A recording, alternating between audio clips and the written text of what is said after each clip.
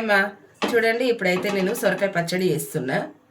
ఇప్పుడైతే పొయ్యి మీద చేస్తా, గిన్నె పెట్టిన. ఇప్పుడు ఆయిల్ వేద్దాం.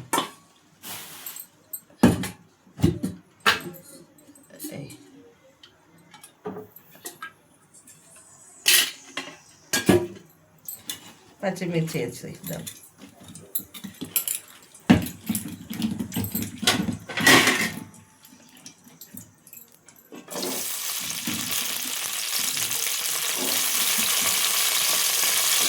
మూత పెట్టేసిన. చూడండి, పుదీనా, ఒక పెద్ద కట్ట కొత్తిమీర. చూడండి, ఇక సొరకాయ అయ్యో ఇంత మంచిగా ఉంది. పచ్చడి వేసేది కొత్తిమీర పుదీనా వేసేద్దాం.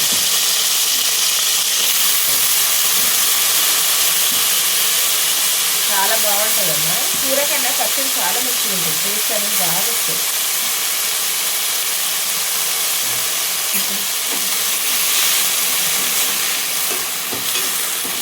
మంచిగా ఫ్రై చేస్తుంది.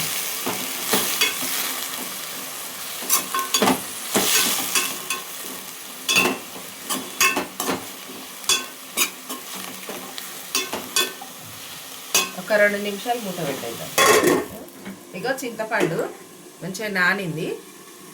ఒక నిమ్మకాయ సైజ్ అంతా బాగా పుల్లగా ఉంది, అందుకని కొంచెం తక్కువనే వేసిన. సొరకాయ ముక్కలు కట్టిద్దాం.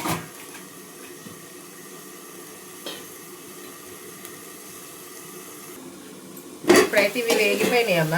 చూడండి, గిన్నెలకు తీసేస్తా. గిన్నెలకైతే వేసేస్తా. చేయాలి ఇక్కడ పక్కకి వేసేసిన, గిన్నెల పక్కకి వేసేసిన. చల్లగా ఇప్పుడు సొరకాయ ముక్కలు వేసేసుకుందాం. ఒక స్పూన్ ఆయిల్ వేద్దాం. ఇప్పుడు సొరకాయ ముక్కలు మంచిగా సన్నగా కట్ చేసుకోవాలి. చెక్కు తీయొద్దు, దీనికి చెక్కు తీయకుండా వేసుకోవాలి, టేస్ట్ బాగుంటుంది.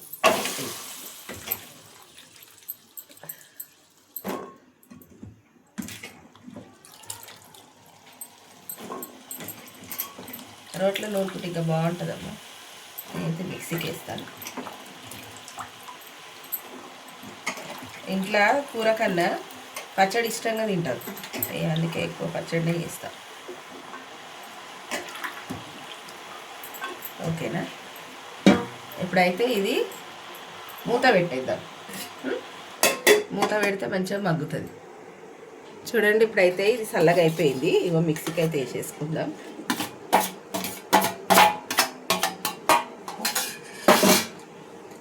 చింతపండు కూడా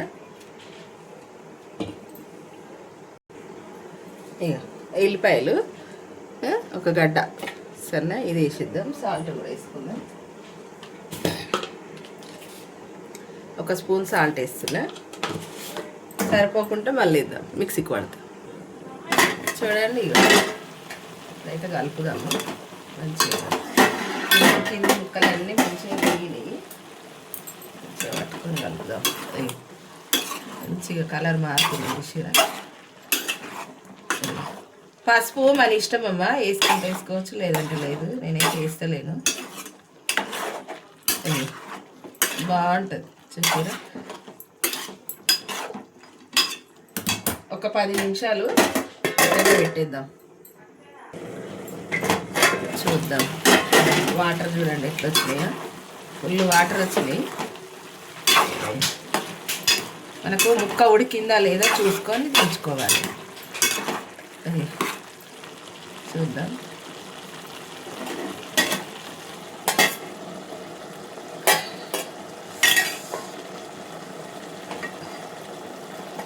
ఇంకా కొంచెం సేపు పెడదాం.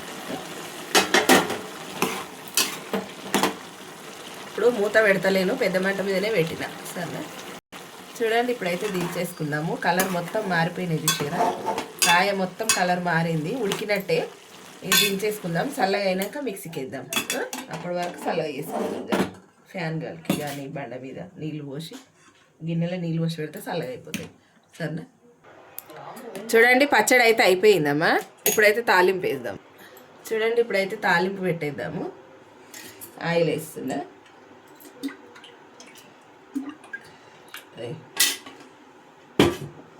ఆయిల్ అయితే వేసేసిన. జీలకర్ర ఆవాలు వేద్దాం.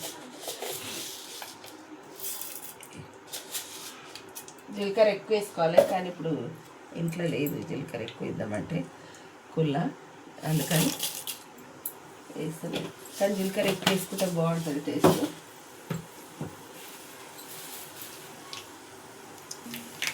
చూడండి ఇప్పుడైతే మంచిగా వేగిపోయింది. కూడా వేసిన ఇట్లా అనుకుంది మంచిగా కలగాలుస్తుంది. ఇప్పుడు తాలింపులో కూడా మనం పసుపు వేసుకుంటే వేసుకోవచ్చు, కానీ నేను ఏదైతే వేస్తలేను.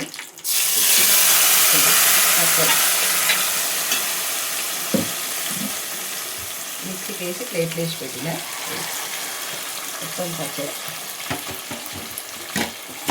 ఒకటేసారి మనకి వేసుకోనికి ఇబ్బంది కదా, అందుకని ప్లేట్ వేసిన. మంచిగా కలుపుదాము. ఇక మంట పెద్దగా పెట్టి మంచిగా కలగలవాలి ఇదంతా. మంచిగా కలుపుతూ బాగా టేస్ట్ వస్తుంది. ఇట్లా పెద్ద మంట మీద మంచిగా ఇట్లా వేసినామనుకో టేస్ట్ ఇంకెక్కువ అవుతుంది. కుత అనాలి పచ్చడి. ఏ పచ్చడి అయినా కుత అనేది ఉడికితేనే తాలింపులో టేస్ట్ అనేది వస్తుంది.